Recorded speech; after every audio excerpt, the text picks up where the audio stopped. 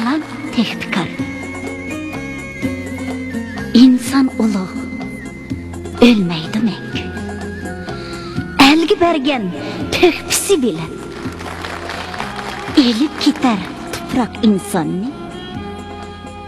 Yet ketmen topsi bilen. Bir yaşar var adamı. Yaşartıdı pişanı tari.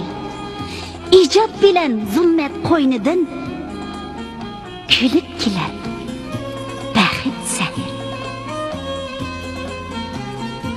Jilik çıqqan, bilik çıqqanlar qon beridi qaqas çöllikке. Bolsun bizde çümeli ruhi, nemi yeter inak ömlükке. Biz şıqlaydı, yıldız şıqlaydı. İnsan ömrü ötkendi bekar, icat köreş sipidi bolsak.